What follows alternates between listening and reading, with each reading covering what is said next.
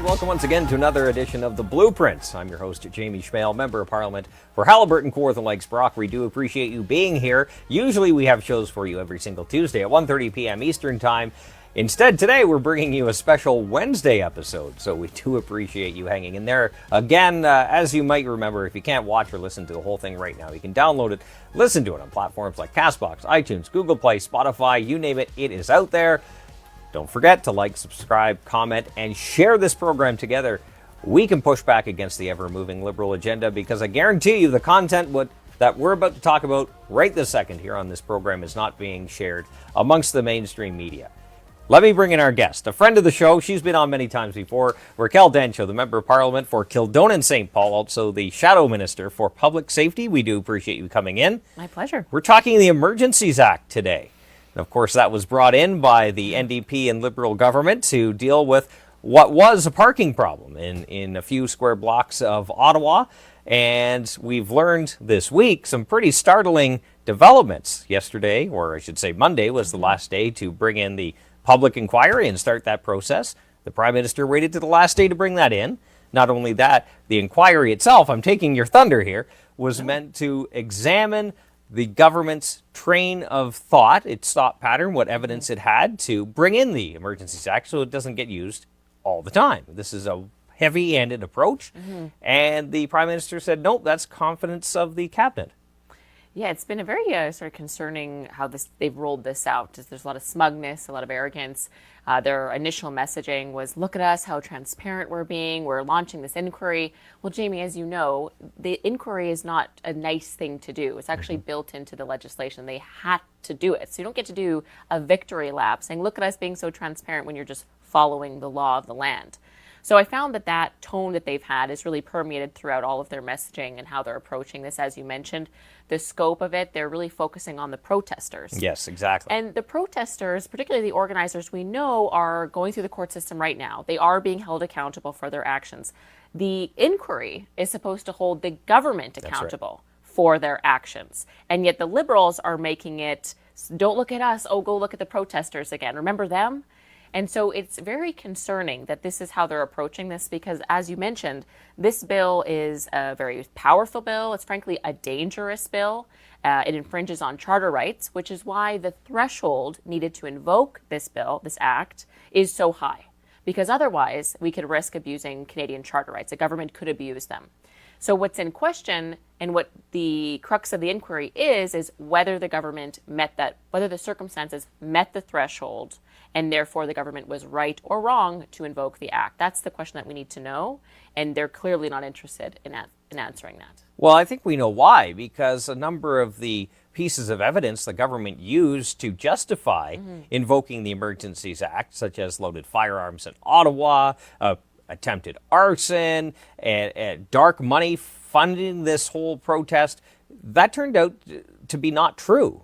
And conservatives pointed that out in committee through various means, and the experts themselves said, no, that isn't true. So we would like to see those documents, or at least understand what the government was thinking when it brought in the Emergencies Act or the legislation to invoke it. Right. I mean, the threshold is whether or not there's a threat to national security, whether it's a national threat to public safety or a national threat to economic security of the country.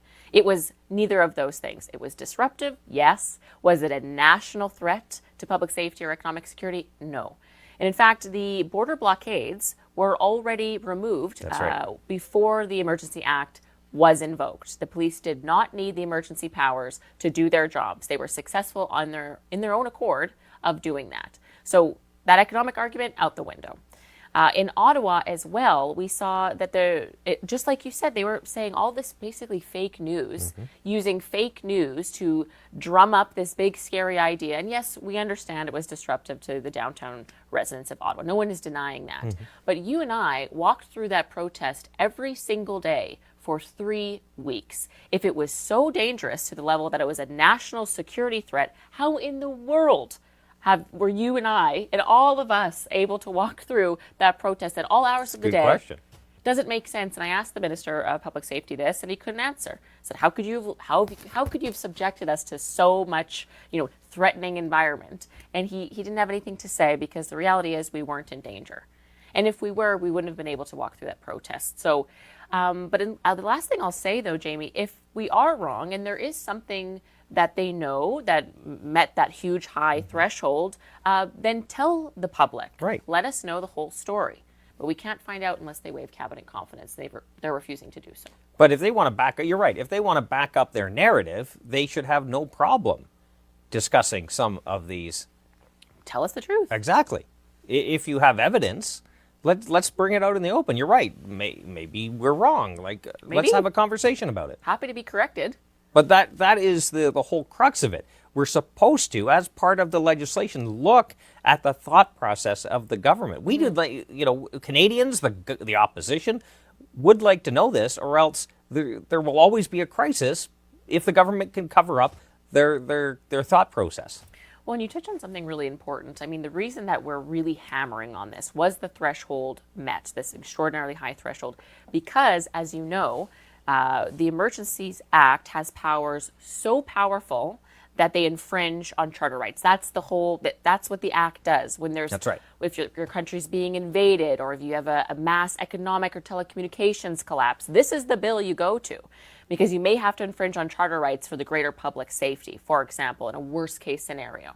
So that's why the threshold's so high, because it's so dangerous in terms of infringement on charter. The freezing of bank accounts. This is what I mean with no court order, no due yes, process at all. Go through it all. These are critical issues. And so how this is determined, what comes out of that inquiry, will determine a precedent of how we can infringe on charter rights moving forward. Can we just flippantly call and use the biggest sledgehammer in the land on charter rights whenever there's some disruption going on? Is that what we're going to be seeing unfold in the next generation? I don't know. That's why this inquiry is so important. That's why we're hammering on them in question period for answers. And that's why we think it's important enough that they waive cabinet confidence to let us know the full story. Well, we've seen cabinet confidence and other measures used when we're calling for the documents to the Winnipeg lab, for example, as to the firing of 2 scientists. Yeah. What's going on there? We would like to know that. The Aga Khan trip that the Prime Minister took illegally, and it turns out that the RCMP was contemplating issuing charges for that, or investigating it. And so this is just a culmination of decisions made by this government that aren't meeting that ethical bar. Well, I think you started a great list. There's the We Charity scandal as well, and there's this SNC-Lavalin. SNC-Lavalin, yes. There's a lot of, as you mentioned, and as we know as conservatives, a lot of ethical misbehavior from this government. We believe the Prime Minister should be leading by example, going above and beyond meeting the law. But he thinks he doesn't need to. It doesn't apply to him. He should be leading by example, and he's just skating through breaking laws left, right, and center. So particularly ethics law. So that's why we're not giving them the benefit of the doubt, but they've been asking for it. They've been saying, oh, just trust us. We will make sure everything's in hand. Bill Blair, the minister, just kind of, we'll take care of everything. We'll make sure everything is up to par. But you don't get to have the benefit of the doubt anymore. You've proven that so many times over the past 6.5 years. So I'm not buying it. We'll keep pressing on this. And really, it's for the rights of Canadians. Whatever position you're on, whether you agreed with the aims of the convoy and you sympathize with the traumas they've had or not, you should care about your charter rights and the future of what government can do to those charter rights. Exactly. So that's why we're like a dog with a bone on this, and we want answers. Well, you're right. It does set that precedent. If the government could just invoke it and then claim cabinet confidence on the documents and the decision-making, thread that came with it, then they can just invoke it at will. They don't like what you're doing at will. We see with Bill C-11, they're trying to censor what you can see and watch on the internet. This is just a disturbing pattern here by this government. Yeah, I think we should be concerned. And I think as the elections go, you may agree, more and more Canadians are opening up to, this government really doesn't put my interests first. They're putting their own interests, their own power interests first. And so that's why, again, I don't give them any benefit of any doubt that they're doing the right things here. And we can see that in the news release, in all of their messaging for this. This is about what they want to study. When the most powerful law in the land. It has built-in safety mechanisms so that it holds the government who uses it accountable because it's so dangerous concerning charter rights. So again, we need to have an inquiry that looks at their actions. What informed their decision? And again, like we've said, we're happy to be proven wrong. If there is something that really was a national security threat, tell the public or tell us in a in-camera meeting. There's so many options for MPs to understand this thought process. And frankly, the public deserves to know as well, given this is the first time this act has ever been called.